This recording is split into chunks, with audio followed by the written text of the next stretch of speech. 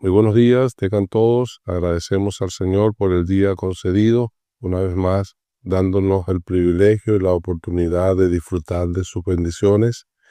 Y hoy, primer día de la semana, especialmente el de hacer memoria de nuestro amado Salvador. Es por eso que queremos preparar nuestros corazones con la meditación en la palabra para traer a nuestra mente la obra que Él hizo.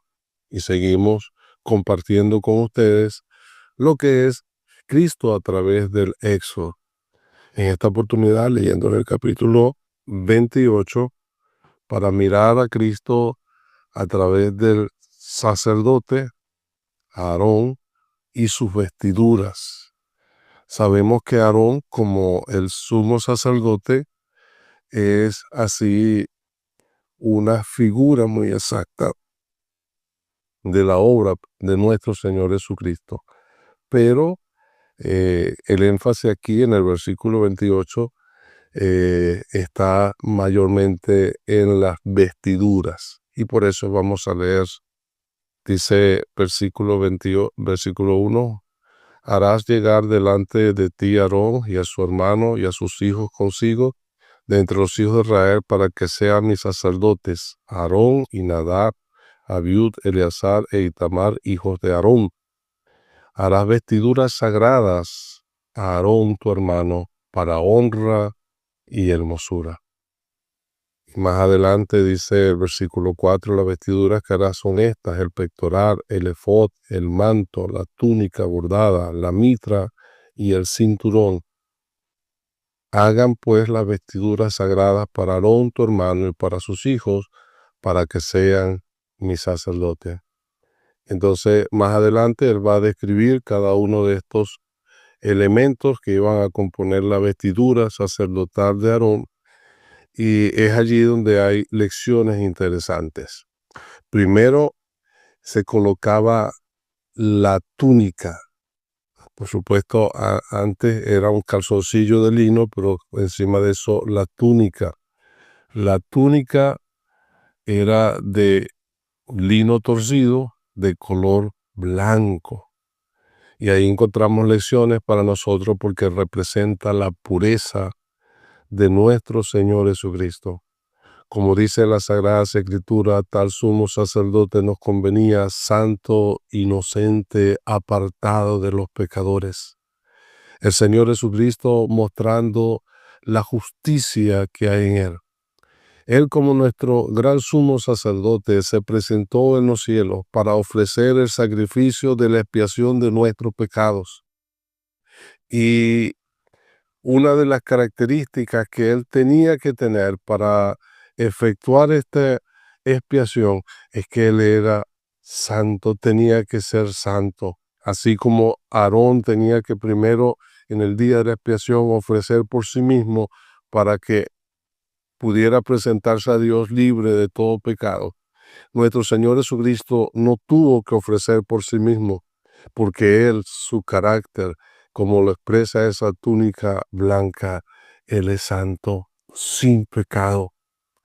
Él es puro, de manera que en eso vemos reflejado a nuestro Señor Jesucristo, la esencia de esa perfección en Él. De hecho, llama la atención de que en los elementos que se menciona allí son 7. Lo leemos en el capítulo 29, cuando tenía que llamarse a Aarón para consagrarlo como sacerdote. En el capítulo 29, el versículo 5 dice: y tomarás la vestidura y vestirás a Aarón la túnica, el manto del efod, el pectoral, y le ceñirás con el cinto del efod, y pondrás la mitra sobre su cabeza, y sobre la mitra pondrás la diadema santa. Luego tomarás el aceite de la unción y lo derramarás sobre su cabeza y le ungirás. Siendo consagrado como sacerdote, él tenía que colocar sobre sí estas vestiduras que eran, como hemos leído, sagradas. Eran para un servicio muy especial, consagradas para Dios, pero también dicen que era para honra y hermosura. En eso entonces vemos reflejado esas glorias que hay en nuestro bendito Salvador, nuestro gran sumo sacerdote, el Señor Jesucristo. Y luego de la túnica se colocaba entonces lo que era el manto del efoc. El manto era de color azul y en la parte de abajo del manto tenía granadas, bordadas granadas y campanillas. Estas iban a sonar para así cuando estuviera Aarón dentro del tabernáculo, en el lugar santísimo, el sonido de aquellas campanillas iba a indicar de que él estaba vivo delante de la presencia de Dios. Y esto nos hace pensar en nuestro amado Salvador.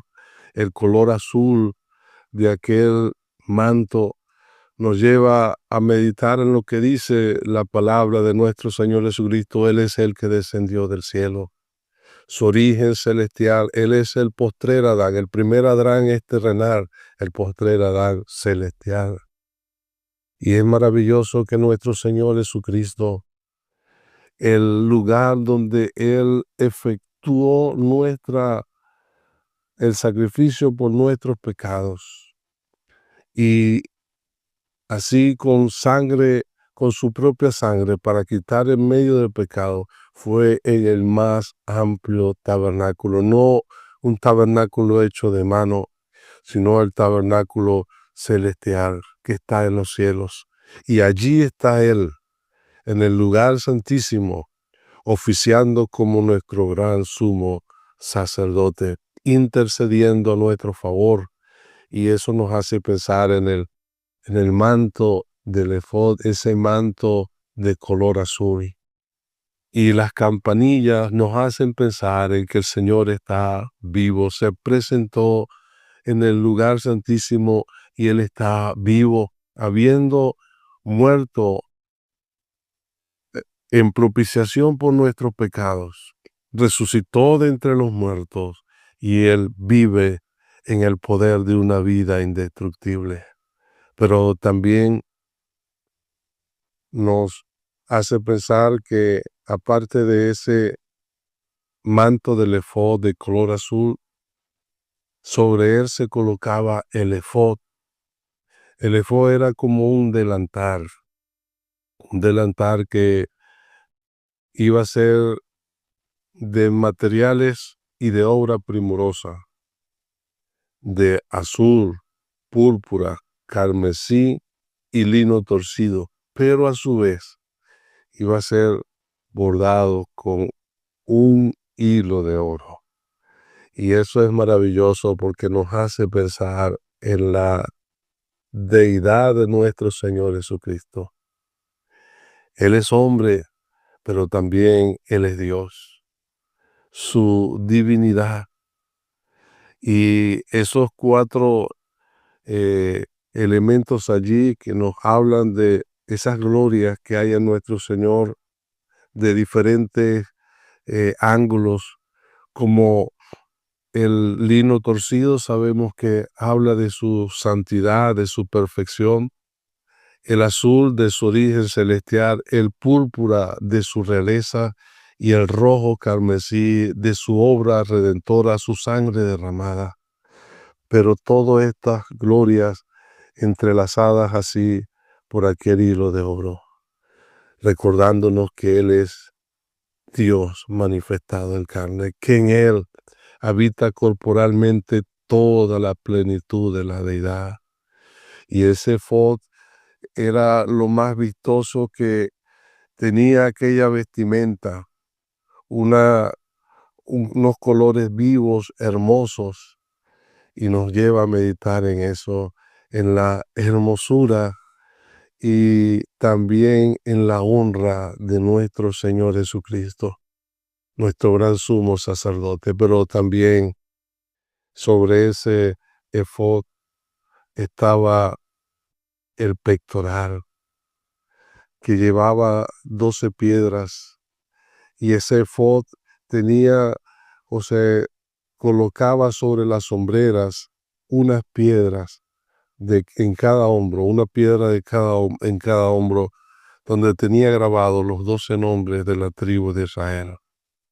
Y nos hace meditar que el Señor nos lleva delante del Padre, nos lleva en su pecho, nos lleva en sus hombros, así como un día llevó sobre sus hombros la cruz, así también Él nos está llevando sobre sus hombros el lugar de sus fuerzas.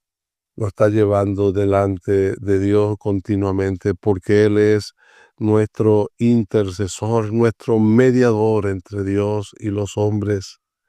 Pero también había un cinto. Ese cinto era lo que amarraba aquella túnica, y nos hace meditar en aquel cinto que es lo que le ceñía, lo que le mantenía firme. Y es maravilloso porque nos hace pensar en la estabilidad del sacerdocio de nuestro Señor Jesucristo. Es un sacerdocio sempiterno que no tendrá fin. Él será para siempre gran sumo sacerdote según el orden de Melquisedec. Sobre su cabeza una mitra, y sobre la mitra una lámina de oro que decía, sobre la cual estaba grabado santidad a Jehová. Y nos hace pensar en la perfección de nuestro gran sumo sacerdote, su santidad, impecabilidad. Él es el Dios santo.